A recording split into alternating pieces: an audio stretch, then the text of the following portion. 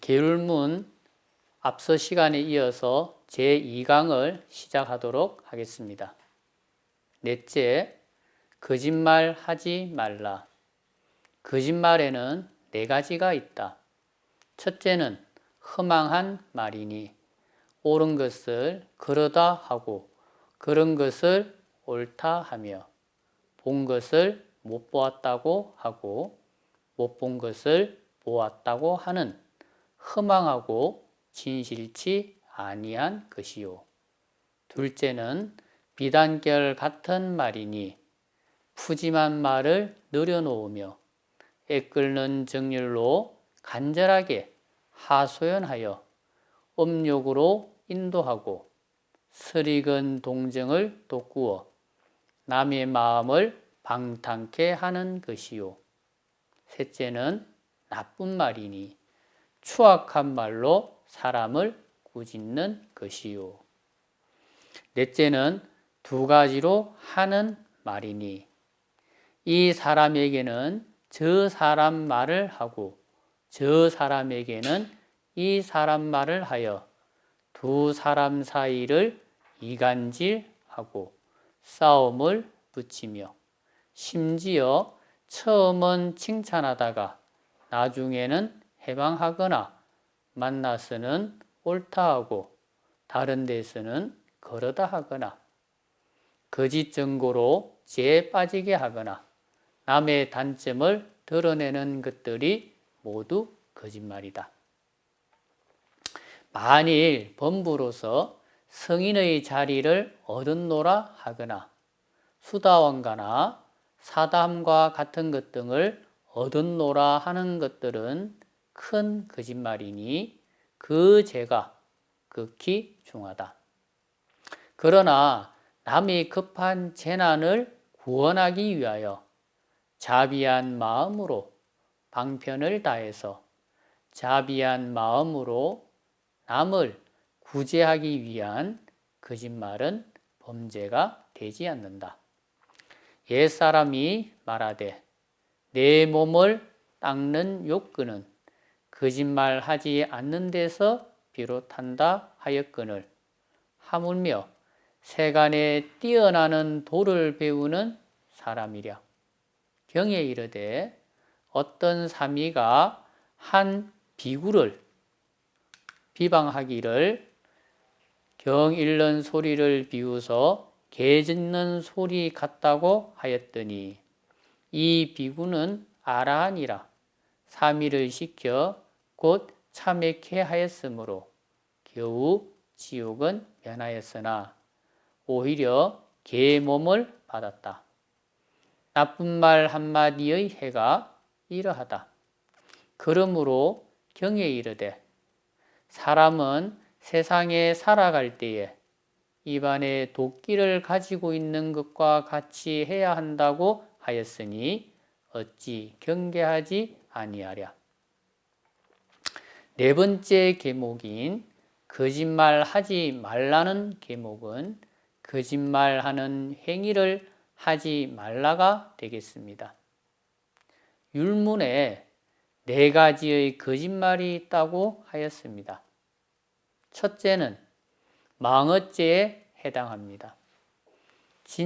망언한 진실하지 않은 말을 망언이라고 합니다. 그런데 중생들은 마음이 진실하지 못하고 마음은 늘 바다에 떠있는 부평초와 같아서 이리저리 흔들립니다. 그래서 중생들은 늘 자신의 이해관계에 따라서 마음이 흔들립니다. 그렇다 보니 말을 할 때도 언제든지 자신의 이해관계에 따라서 말을 하는 것을 많이 보게 됩니다. 송나라 때 사마옹공이라는 사람에게 어떤 사람이 묻기를 마음을 다해 수행하는 요체는 무엇으로부터 비롯됩니까? 라고 물었을 때 사마옹공이 말하기를 그것은 정성이며 정성스러운 마음은 거짓말하지 않는 것에서 비롯된다고 말하였습니다. 이처럼 우리의 마음을 닦는 방법은 자신의 진심을 다하는 것이고, 자신의 진심을 닦는 방법은 언제나 어떤 상황에서나 거짓말하지 않는 마음입니다. 두 번째는 기어에 해당합니다.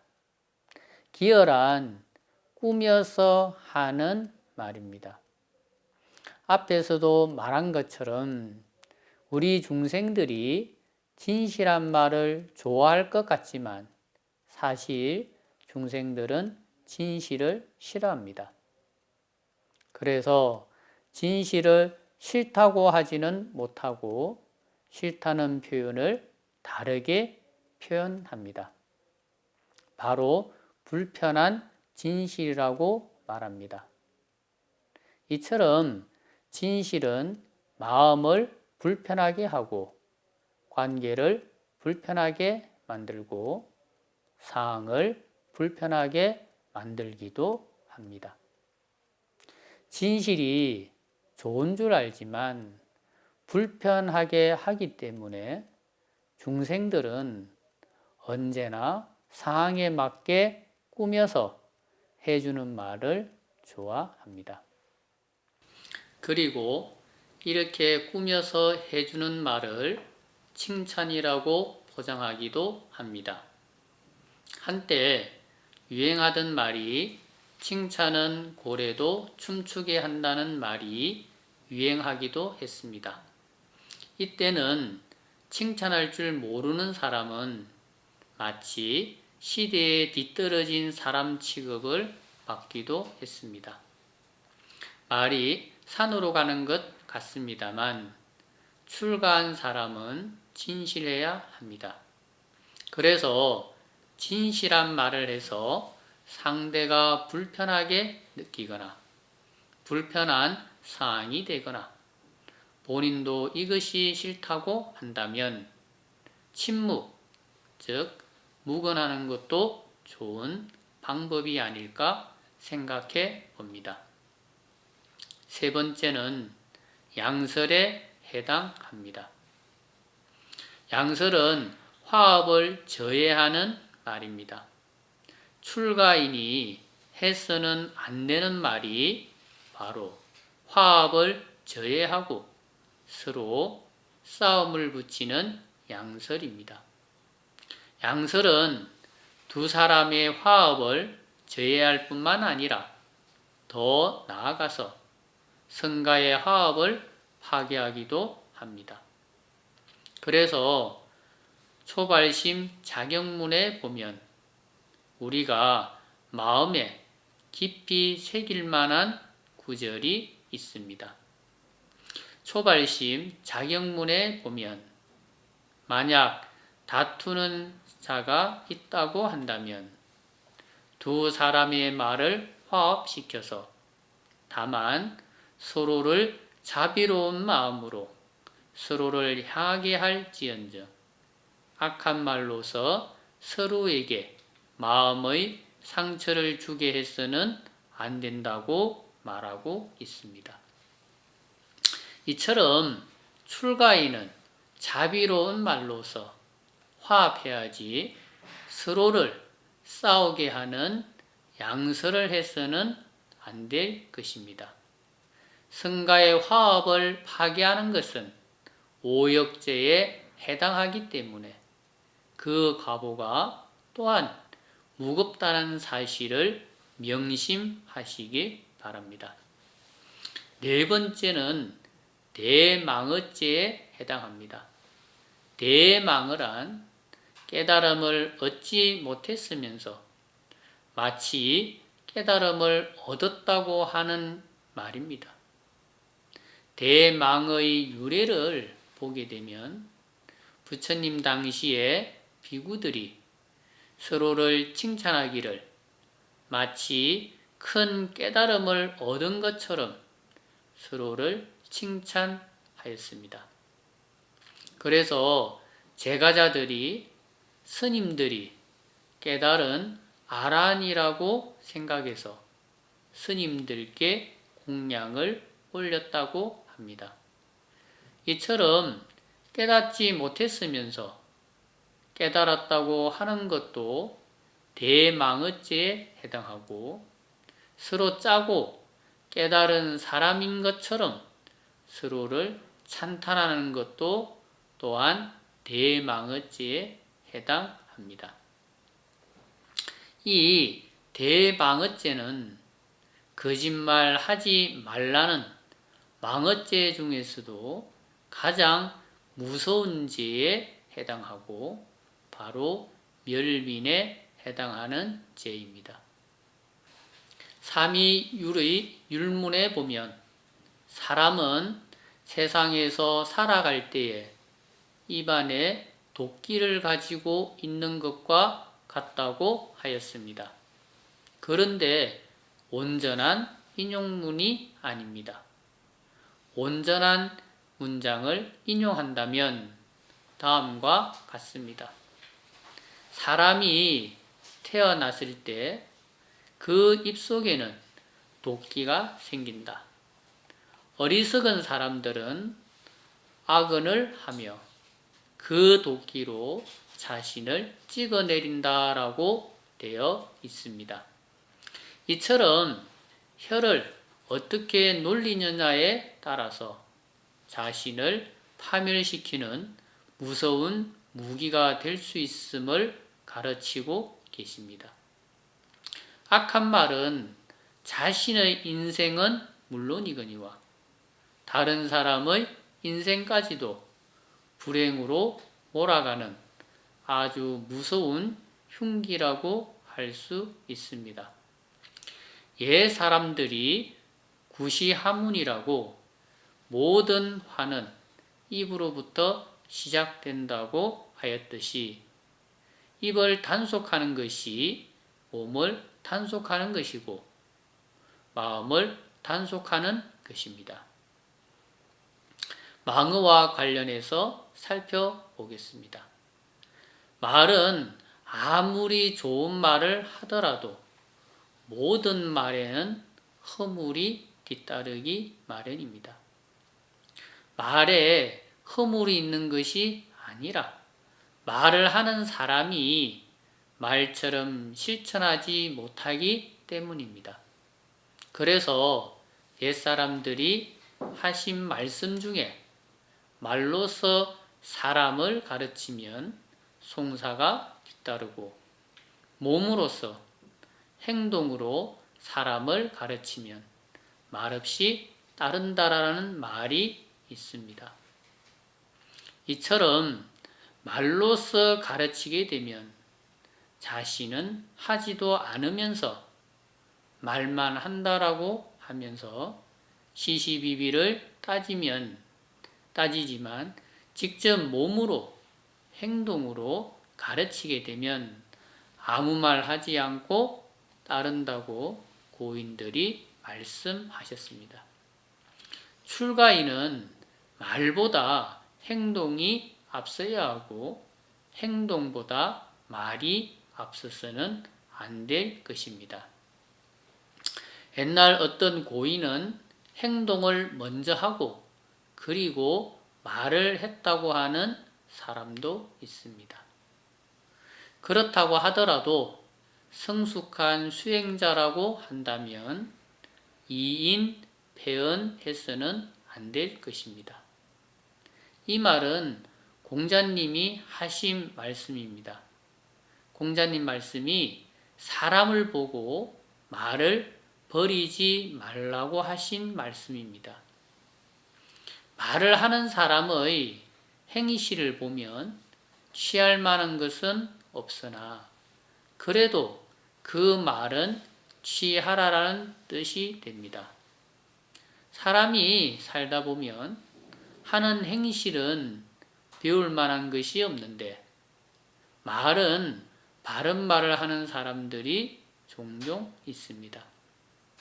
그럴 때 마음이 열려있는 출가 수행자라고 한다면 자기나 잘하지 하고 그 사람의 말을 버리기보단 귀감이 될 만한 말은 귀담아 들을 수 있는 넓은 마음을 가져야 할 것입니다.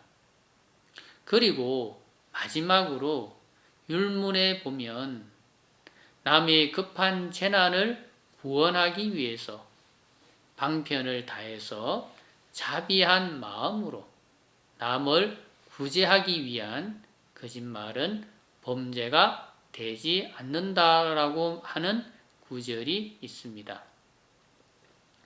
물론 이것도 이 교제를 편찬하신 운서 주갱 스님의 훌륭한 말씀이지만 이것도 진실한 방편이 아니라 임시 방편이기 때문에 여기에 사족을 달고자 합니다. 방편을 사용하기는 쉽지만 방편을 잘못 사용하다 보면 진실을 놓치거나 진실을 가리는 경우도 허다하기 때문에 사족을 달고자 하는 것입니다. 예를 하나 들어보겠습니다. 아마 이런 종류의 이야기는 다들 한 번쯤은 들어보지 않았을까 하는 생각이 듭니다. 어느 스님이 산길을 내려오는데 사슴 한 마리가 스님을 지나쳐서 스님의 오른쪽으로 도망을 쳤습니다. 길을 조금 내려오다 보니 사냥꾼이 흘레불떡 길을 올라오면서 스님께 묻기를 스님, 혹시 밑에서 올라오던 사슴 한 마리를 보지 못했습니까? 라고 묻자 그 스님이 말하기를 그 사슴 말입니까? 왼쪽을 가리키면서 저기로 도망갔습니다. 라고 말했습니다. 그러자 사냥꾼이 스님 감사합니다. 라고 하면서 왼쪽으로 쫓아갔다고 합시다. 위의 이야기가 바로 율문에서 말한 사항과 가장 비슷하지 않을까 생각해 봅니다. 이런 종류의 이야기들을 우리들은 선의의 거짓말이라고 하기도 합니다. 그런데 한번 생각해 봅시다. 과연 이것이 부처님의 가르침에 부합하는 말인지 한번 생각해 보겠습니다. 스님의 방편으로 사슴은 살았겠지만 그 사냥꾼은 출가한 스님이 거짓말을 했다고 느낄 것입니다. 그리고 스님은 거짓말도 안 하는 줄 알았더만 그것도 아니네 하면서 스님을 욕할 것입니다. 그렇다고 한다면 스님은 방편이라고 하지만 거짓말을 하였고 사냥꾼은 그런 스님을 향해서 욕을 했으니 구업을 짓게 된 것입니다. 이것이 과연 선의의 거짓말, 방편이라고 할 수 있을까 하는 것입니다.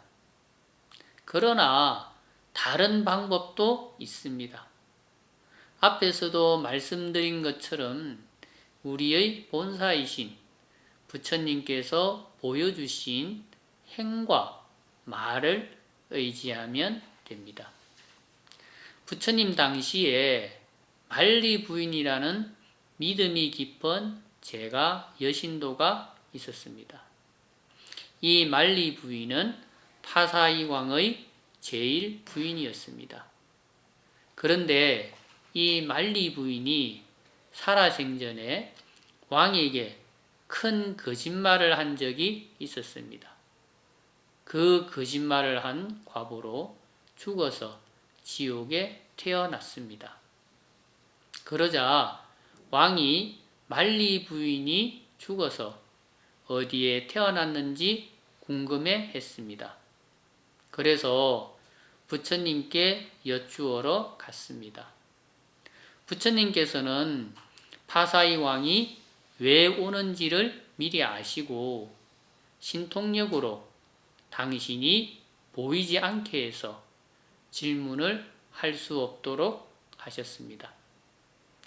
또는 왕이 질문하러 오자 부처님께서 왕에게 먼저 말을 걸어서 왕이 질문하러 온 사실을 잊어버리게 하시는 등 여러 가지의 방편을 사용해서 왕이 부처님께 질문을 할 수 없게 하였습니다.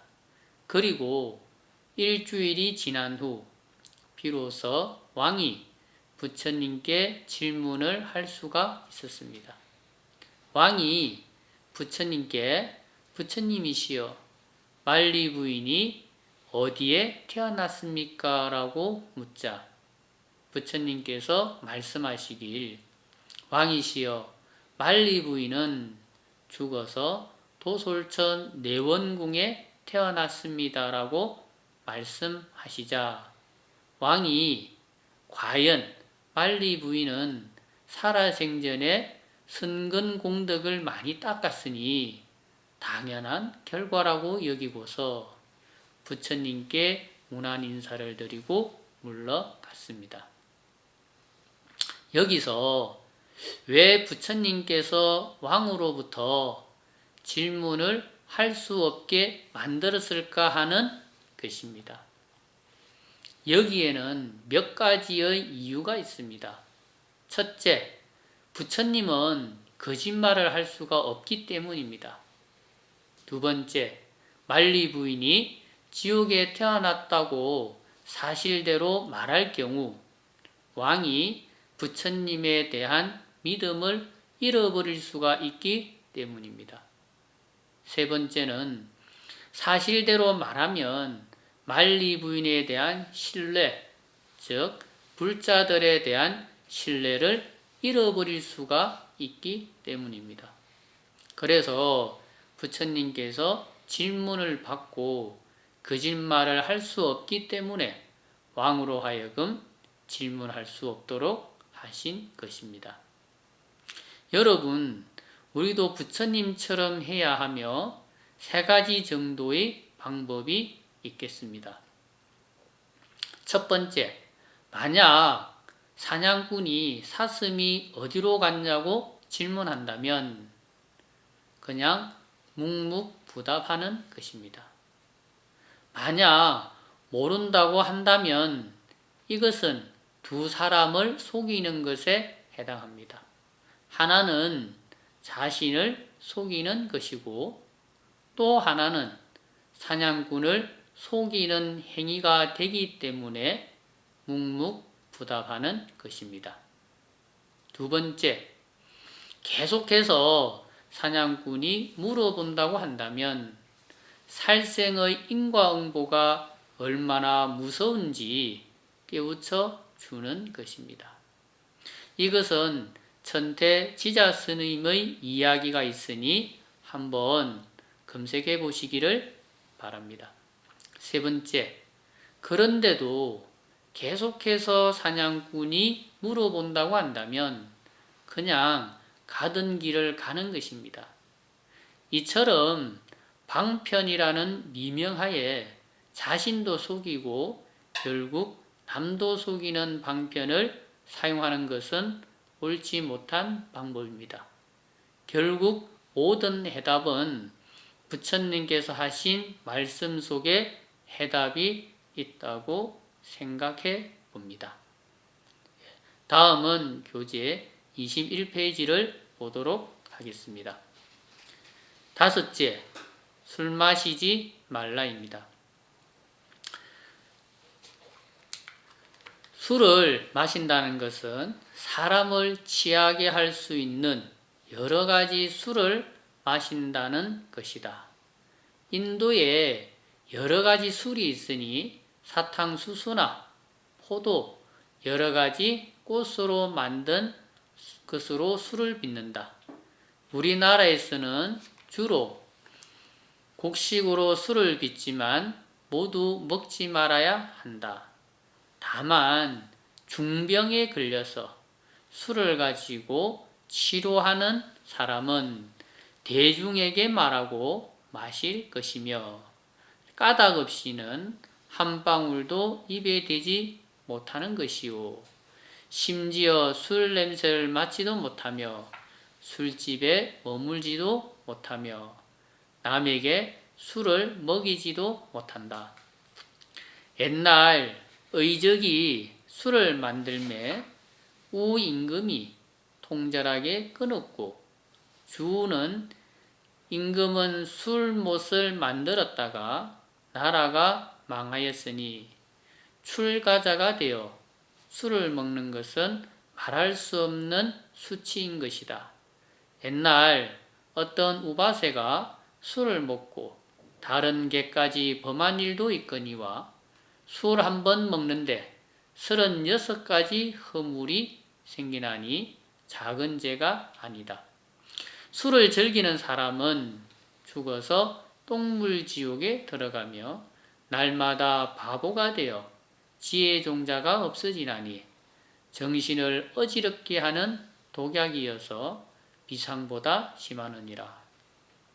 그러므로 경에 이르되 차라리 구리의 샘물을 마실지언정 술은 먹지 말라 하였으니 어찌 경계하지 아니하랴. 다섯 번째는 술 마시지 말라는 계목은 술 마시는 행위를 하지 말라가 되겠습니다. 지금 현재 술을 보면 다양한 종류의 술들이 존재합니다. 사회에는 술만 따로 유통시키는 회사가 존재할 만큼 다양한 술의 종류가 있고 종류에 따른 술도 다양하고 도수도 다양한 것으로 알고 있습니다. 그러나 술은 하나의 공통점을 가지고 있습니다. 그것은 바로 사람이 몸과 마음을 느슨하게 하고 마음을 방탕하게 만들고 정신을 병들게 만들고 육체를 황폐하게 만든다는 것입니다. 우리의 몸과 마음을 느슨하게 하고 방탕하게 하며 정신을 병들게 만들고 육체를 황폐화시키는 것은 술만 그런 것이 아니라 마약과 같은 향정신성 의약품들도 마찬가지입니다. 향정신성 의약품이라는 단어의 뜻을 찾아보면 향정신성 의약품이란 인간의 중추신경계에 작용하며 오용을 하거나 남용을 할 경우 인체에 심각한 위해가 있다고 인정되는 것을 말한다라고 되어 있습니다. 술, 담배, 마약, 도박 등과 같은 것들은 모두 몸에 익히면 아주 끊기 어려운 탐욕들입니다. 이런 거친 탐욕들은 포기하지 않는 특성들을 가지고 있습니다. 그래서 항상 이런 탐욕을 즐길 거리를 찾아서 방황하게 됩니다. 이런 즐길 대상이 있으면 그것이 나에게 이익이 되는지 아니면 손해가 되는지를 따지지 않습니다. 그래서 필경에는 파국을 맞이합니다. 이것은 감각적 욕망에 눈이 먼 결과입니다. 마치 강물이 바다에 빠르게 쏠려가듯이 탐욕의 결과는 너무나 자명합니다. 그래서 술과 같은 중독성이 있는 강한 것들을 조심해야 할 것입니다. 이상의 불살생계, 불도계, 불엄계, 불망어계를 성계라고 하고 불엄주계는 반성, 반차계라고 합니다. 그래서 불엄주계가 앞의 4가지의 계와는 그 성격이 조금 다릅니다. 왜냐하면 중생을 죽이는 것, 훔치는 것, 엄행하는 것, 거짓말하는 것은 그 자체가 부처님께서 제정하신 계를 어기는 파괴에 해당하고 사회법으로 보더라도 실정법을 어기는 것이 되기 때문입니다. 그래서 이것을 실죄 또는 성계라고 합니다. 실죄를 범하게 되면 국가의 법률에 의해서 처벌을 받게 되고 성계는 근본적으로 범해서는 안 되는 계율을 말하는 것인데 이상의 4가지 계목을 성계라고 하고 이 성계를 범하게 되면 바로 종단에서 추방하게 됩니다. 그러나 이 불음주계를 범하는 것 자체가 성계를 범하는 것은 아니지만 반드시 이 불음주계를 지켜야 앞의 불살생계, 불도계, 불엄계, 불망어계인 성계를 지킬 수 있는 것입니다. 이 차계를 어기기 시작하면 성계를 지킬 수가 없는 것입니다. 비유를 한다면 옛날 큰 성들을 보면 외성과 내각으로 성이 이루어져 있습니다. 외성이 1차 방어선에 해당하고 내곽이 2차 방어선에 해당하는데 보통 외성이 내각보다 성의 둘레가 넓고 성벽도 더 튼튼하게 구성되어 있습니다. 만약에 외부의 적으로부터 침략을 당했을 때 보통 외성이 무너지면 내곽의 성으로만 지켜낸다는 것은 거의 불가능한 것입니다. 그렇기 때문에 모든 성들이 외성을 튼튼하게 만들고 지키는 것입니다. 마찬가지로 외성에 해당하는 차계를 잘 지켜야 내성에 해당하는 성계를 지켜낼 수 있지 차계를 허물기 시작하면 성계가 무너질 것이라는 것은 불보듯 뻔한 것입니다. 그 중에서도 바로 이 반성, 반차계인 불음주계를 잘 지켜야 성계도 잘 지킬 수 있고 차계도 잘 지킬 수 있기 때문에 성계와 차계의 중간에 이 불음주계가 있는 것입니다. 그래서 삼위율문에서도 어떤 우바세가 술을 먹고 다른 계까지 범한 일도 있다고 하였듯이 이 술을 마시면 불음주계 하나만 어기는 것이 아니라 술로 인해서 전생의 음력이 발동하고 또 출가 이전에 익혀왔던 습기가 일어나서 다른 계율까지 범할 수 있는 소지가 다분하기 때문에 은금해야 하는 것입니다. 320개의 율문에는 없는 내용이지만 이야기를 하나 소개하도록 하겠습니다. 부처님 당시에 사가타 존자라는 분이 계셨는데 늘 글식을 해도 바루가 텅 비는 일이 허다했다고 합니다. 그러다가 사람들을 늘 괴롭히는 동룡이 있었는데 이 사가타 존자께서 신통력으로 큰 동룡을 항복받은 일이 있었습니다. 그러자 많은 사람들이 이 사가타 존자를 존경해서 많은 공양을 올리곤 하였습니다. 그러다가 한 거상이 잘 발효된 음료수를 공양 올렸는데 이 발효된 음료수에 술과 같은 알코올 성분이 있어서 마음껏 먹고 취해버렸다고 합니다. 그리고 기원정사로 가다가 기원정사 근처에 쓰러져 지금까지 먹었던 모든 음식물을 토하였고 냄새를 맡은 새들이 어지러이 울고 있었습니다. 이때에 부처님께서 새소리를 듣고 나와서 보시고는 하시면서도 아난에게 이 비구는 누구이고 왜 이렇게 되었느냐고 물으셨습니다. 이에 아난존자가 전후 사정을 알아보고 말씀드리자 부처님께서 사가타 비구가 지금과 같다고 한다면 작은 용도 항복시키지 못할 것이다 라고 말씀하시면서 술을 마시면 10가지의 허물이 있다고 말씀하셨습니다.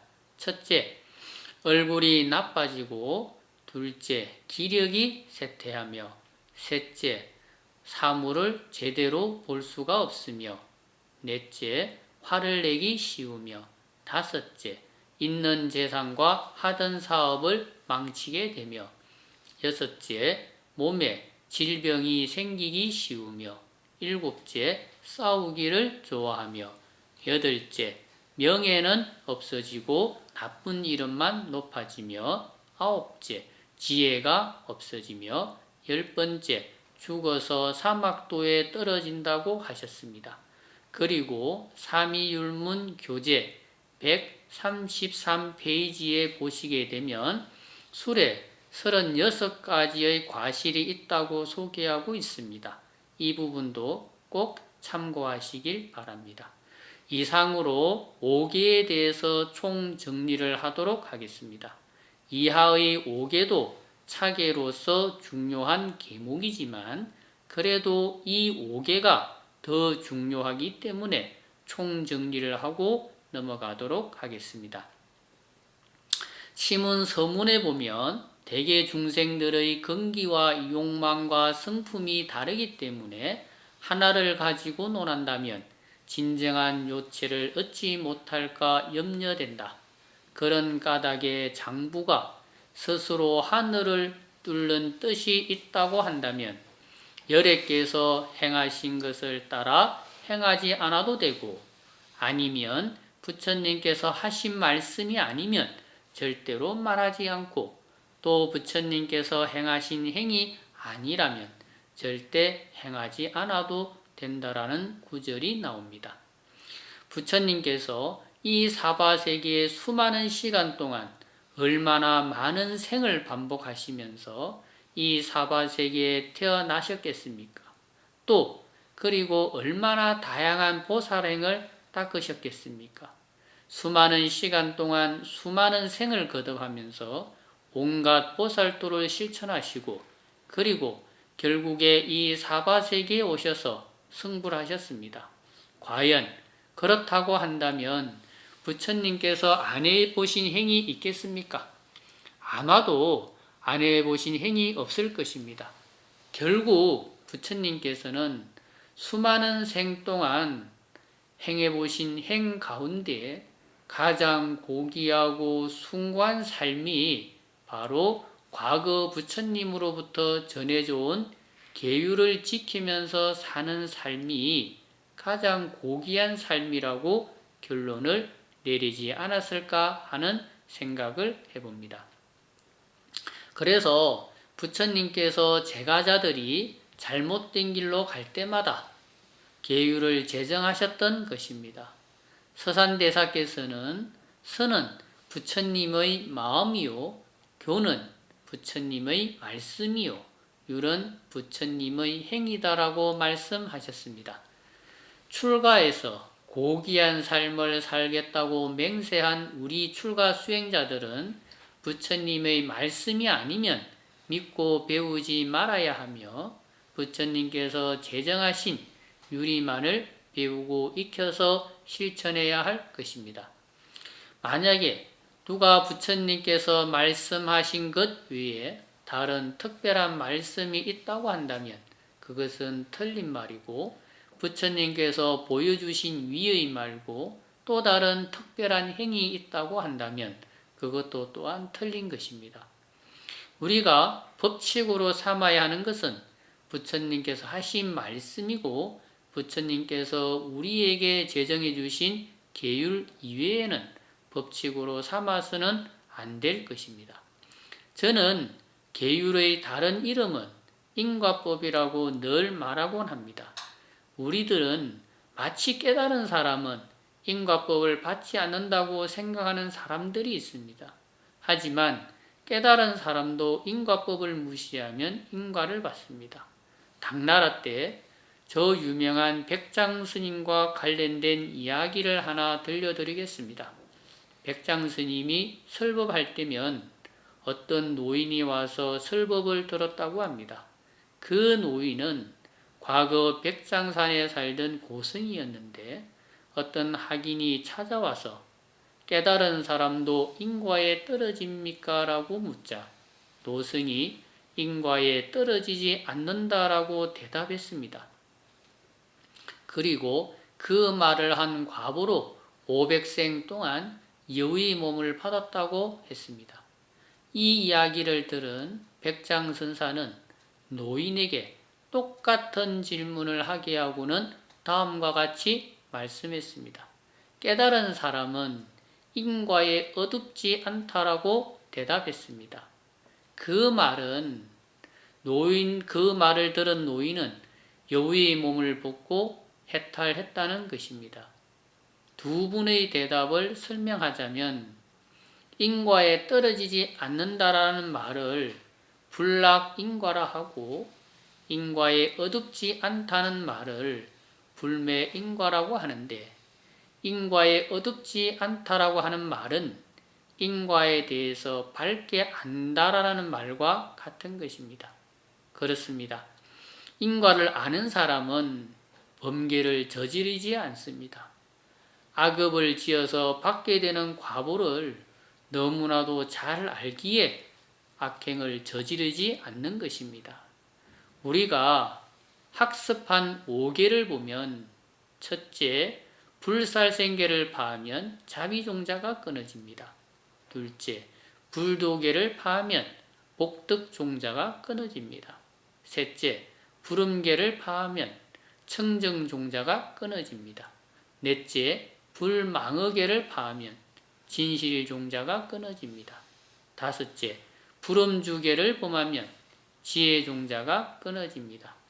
이처럼 당장 계율을 어기고 파하고 하더라도 결과가 눈앞에 나타나지 않기 때문에 도둑질하고 음행하더라도 반야를 닦는데 장애가 될 게 없고 술 마시고 고기 먹고 하더라도 보리를 닦는데 장애될 게 없다고 말하는 이들이 간혹 있습니다. 이것은 인과의 법칙을 몰라서 하는 말이지 인과의 법칙에 대해서 밝게 안다고 한다면 부처님께서 보여주신 유행을 따라가지 않을 수 없을 것입니다. 여러분, 지금까지 강의를 들으시면서 이런 생각을 하셨을 것입니다. 그렇다고 한다면 어떻게 하면 부처님의 계율을 잘 지킬 수 있을까라고 말입니다. 부처님께서 하신 말씀 중에 만족할 줄 아는 자가 가장 큰 부자다라고 하신 말씀이 있습니다. 그렇습니다. 부처님께서 제정하신 계율에 대해서 만족하는 것입니다. 부처님께서 제정하신 계율을 잘 지키는 마음은 계율에 만족하기 때문이고 계율을 어기는 마음은 부처님께서 제정하신 계율에 대해서 받아들이지 못하기 때문입니다. 계율에 대한 만족은 몸과 마음을 편안하게 해주며 계율에 대한 불만족은 몸과 마음을 산란하게 합니다. 계율에 대한 만족은 여러분들의 출가 생활을 행복하게 해주며 계율에 대한 불만족은 여러분들의 출가 생활을 불행하게 만듭니다. 계율에 대한 만족은 공부와 수행에 큰 결실을 맺게 해주며 계율에 대한 불만족은 공부와 수행에 아무런 도움이 되지 못합니다. 계율에 대한 만족은 탐, 진, 치, 삼독을 제거하는 원동력이 되며 계율에 대한 불만족은 탐, 진, 치, 삼독의 노예가 됩니다. 계율에 대한 만족은 모든 선업의 근본이 되며 계율에 대한 불만족은 모든 악업의 근본이 됩니다. 계율에 대한 만족은 생사해탈의 길로 나아가는 것이 되고, 계율에 대한 불만족은 생사윤회의 지름길이 됩니다. 계율에 대한 만족은 세상에 큰 이익을 가져다 주지만, 계율에 대한 불만족은 세상에 아무런 이익을 주지 못합니다. 계율에 대한 만족이 얼마나 많은 이익을 가져다 주는지 제가 다 설명할 수는 없지만, 계율이 우리에게 큰 이익을 가져다 준다라는 사실을 명심하셔야 합니다. 그래야 출가한 의미가 있고 출가한 목적을 이룰 수 있을 것입니다. 두 번째 강의는 이렇게 마치고 다음 시간에 제3강을 이어서 하도록 하겠습니다.